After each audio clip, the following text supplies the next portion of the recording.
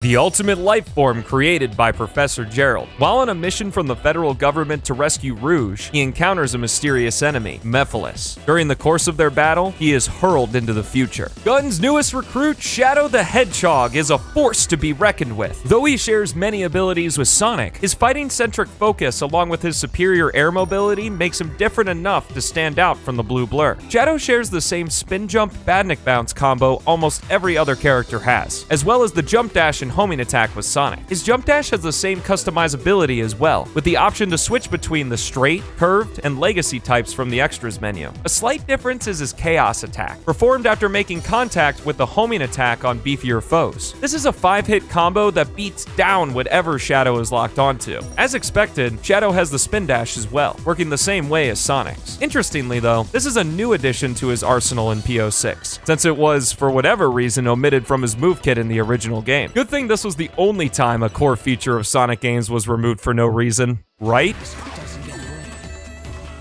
What? The last core similarity between the two iconic rivals is the light dash. Without Mach speed sections though, it's not nearly as prominent here. The light dash button can also be hit during a chaos attack to cancel it mid-combo. Here's where things start to differ more. Pressing the attack button with Shadow activates the tornado kick, which hits enemies in an area around the hedgehog. Similar to Sonic's green gem, the damage caused by this move is constant, but unlike the green gem, Shadow keeps moving during the attack, albeit at a reduced speed. The hitbox takes the form of a sphere around him, which becomes larger the more times the button is pressed, but reduces his ground speed further. This means that it can hit targets slightly above and below ground too. The spin dash can also be cancelled with a tornado kick. This circumvents the speed reduction, but makes the move harder to control. Here's a snippet of Aquatic Base's opening combat section to illustrate this move's power.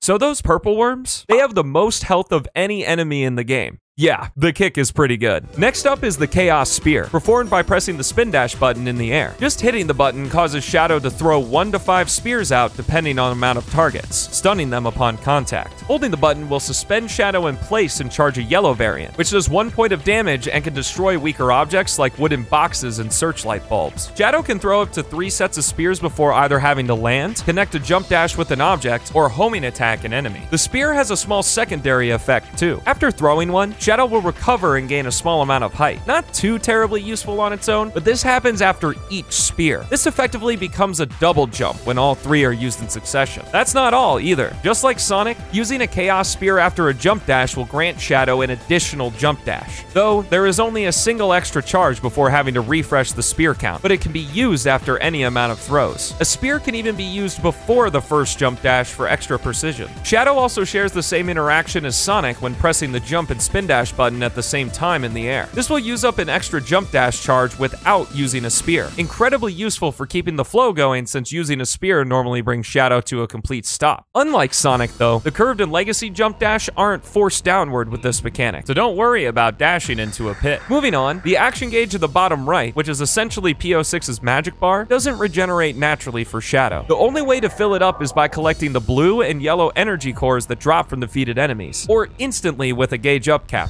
Once the bar is full, it will glow. At this point, pressing the custom action button activates Shadow's signature ability, Chaos Boost. In this mode, the hedgehog will glow red and gain a new move, Chaos Snap. With it, the homing attack now warps to targets and the chaos attack does extra damage. Holding the jump button causes Shadow to automatically lock onto the next target as well, up to 5 times. Tougher enemies stall the chain and must be defeated with the chaos attack before warping to the next one. Chaos Snap can also extend the range of the homing attack. Shadow will still do the jump dash if there isn't a target to lock onto, but if the jump button is held down during the dash, he will lock onto the nearest one should it enter his range. Combine this with the Chaos Spear jump dash refresh combo to cross huge distances. Just like every other ability Shadow has, this isn't the only thing Chaos Boost can do. Collecting more energy cores and gauge up capsules will now also fill up the red maturity meter underneath the action gauge. When this one is full, the custom action button can be pressed again to unlock Chaos Boost level 2, which enables Chaos Chaos Lance. While active, Shadow's base Chaos Spear becomes the yellow variant, and charging it fires a lance instead. The projectile will do heavy damage to any unfortunate soul on the receiving end, and makes a small explosion on contact that does some chip damage as well. Filling up the maturity meter again unlocks Chaos Boost level 3, which enables Chaos Blast. I'll let this one speak for itself. Chaos Blast!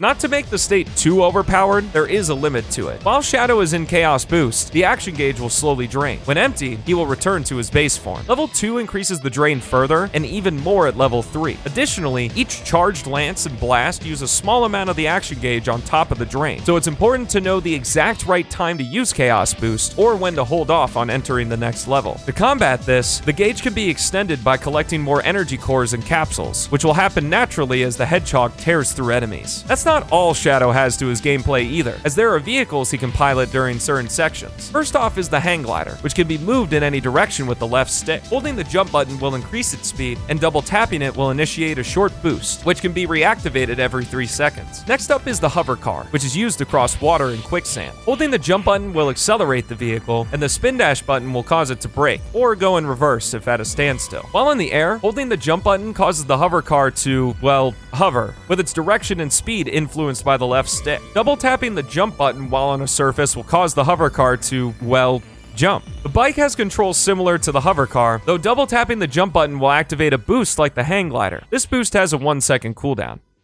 Oh yeah, Shadow can also drive the buggy. It's just a heavier bike, with a boost that has a 3-second cooldown. Each of these vehicles has a health bar of varying durability, with the bike and hang glider being flimsier than the buggy or hover car. They also come with mounted weapons, activated with the custom action button. The buggy and hang glider have a 2-shot missile launcher, while the bike and hover car have a machine gun. When a vehicle runs out of ammo, there is a short delay to reload the weapon. To enter and exit these vehicles at any time, press the light dash button. The hang glider, though, can't be dismounted. Come to think of it, the hover car also can't be dismounted when in Dusty Desert, and the hang glider has to be mounted manually in Wave Ocean, unlike all the other sections that feature it. You know, it's even possible to complete this section without entering the glider. I'm getting sidetracked. In reference to 2005 Shadow the Hedgehog, driving a vehicle while in Chaos Boost grants infinite ammo, which is particularly great for the machine gun. Shadow also gets a special upgrade after earning every S rank in his story, which is